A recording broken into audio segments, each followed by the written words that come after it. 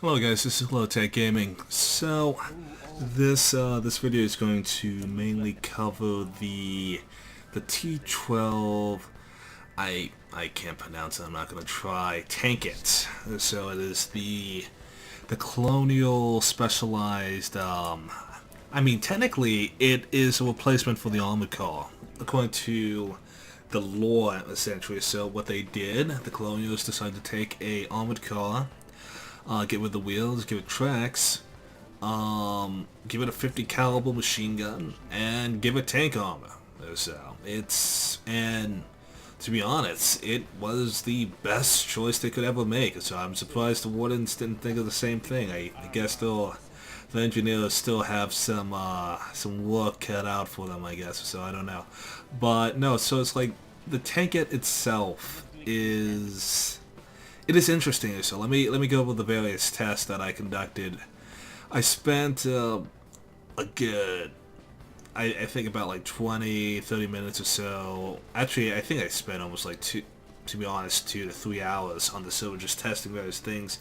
And so just speaking on what I was experiencing, so in the time I spent with the Tankette, I found that it was resoundingly powerful compared to other vehicles of the same tier. So I found that half-tracks don't stand a chance against this. So this is considered technically an armored car. So, but with it has a tank's level of durability or so, and I put it through a various tests. So I went ahead and took it where I had it with its entry go ahead and just pepper a normal standard half track or so. So for example, in the video you'll see the HHA Javelin half track or so, which is like the new, but it's like the unarmored version of the half track.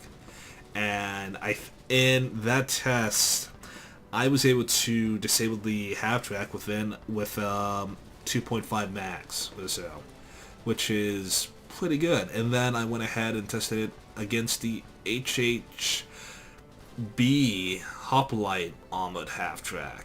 And technically the one that you see in the video is the one that has the upgrade on it. I'm not sure if it's the upgraded 1 or the upgraded 2 half tracker, so you can tell by the camo, which is actually looks kind of cool. But I was able to disable that half track with 4 magazines, which is still, a decent amount. I doubt anyone's going to stay around that long for you to pepper it for that long or so, especially if you get side-in shots or so. Granted, the amount of damage these half tracks can take or so will go down if you attack it from the rear or from the sides or so. But from the front, it was still quite, resilient. However, when the Tankette was taking 50 caliber, rounds, the same ammunition that it uses, I used 10 entire magazines of 12.7 millimeter machine gun ammo, and with 10 magazines, I was only able to do about I think 8% damage, if that, so 7 or 8% damage, which is incredible because of the fact that I'm pretty sure that the disable percentage on the Tankette is around 30% or something or so. So it's like you would literally need to pump in almost what? I'm doing a rough estimate right now, almost 90 magazines or so, and each magazine has 50 rounds or so. So you take that times by 100, and then you need 400. No, I'm not doing this. No, okay, so 90 magazines. Okay, 90 magazines. Okay, so now I'm struggling.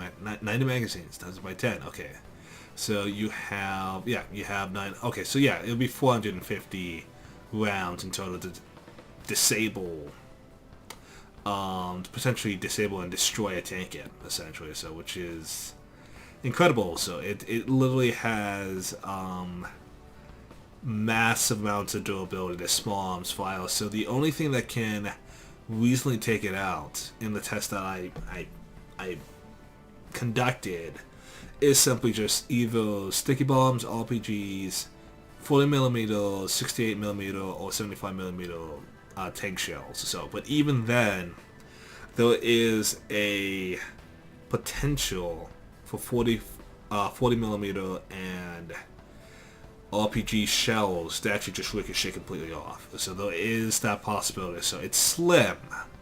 So it's like it maybe happens once or possibly even twice. So, and plus it only takes about 2 shots to disable a Tankette or so. So you really, it's something to, it might save your life, but it's not something that you can rely on essentially. So because what I can tell, any attacking it from the front or so, getting a shot in dead center will go through. So if you hit the side tracks, if you hit maybe the lower glaciers or like a little too high, then maybe it will bounce or so, but it's just like a front end shot will go through every single time. And plus your machine gun won't be able to do anything against a light tank, let alone a battle tank. So granted, I didn't have a chance to test out the 68 millimeter. It's unfortunately I don't have the AT wooden half track because it's playing the colonials, and then on top of that I found it was just a little troublesome to get one of those within the test and stuff. But I did test out the 75 millimeter. I couldn't get it to not pen but bounce on the Tankette once.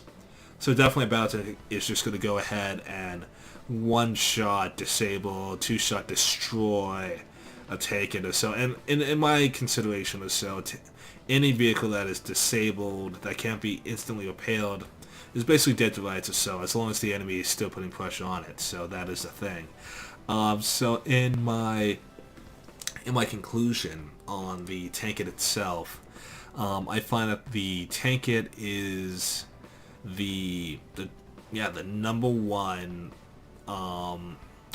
like I mean, I haven't tested this out against 14.5 millimeter machine guns. I'm assuming that it's the same story because I think I tested out a 14.5 millimeter against a armored car, just a normal armored car with wheels and everything, and it literally was able to walk up to the 14.5 and then go ahead, say hi, and then back all the way back up. So assuming that, seeing how the Tankette can kill an armored car with relative ease, I'm pretty sure that 14.5 millimeter machine gun is not going to do anything against the Tankette or so. It's going to be just as useless, maybe a little less useless, but it's not gonna matter. The Tankette's going to be able to kill whatever gun you're on before it gets even close to getting disabled.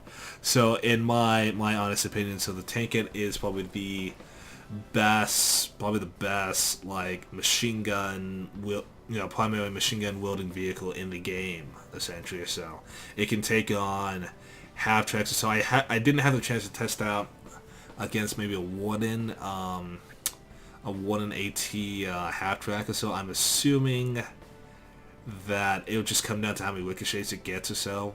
There's the potential that the Warden half track could get 2 penetrations, in which case it would be disabled and then be destroyed or so. I think it'll only take 3 shots.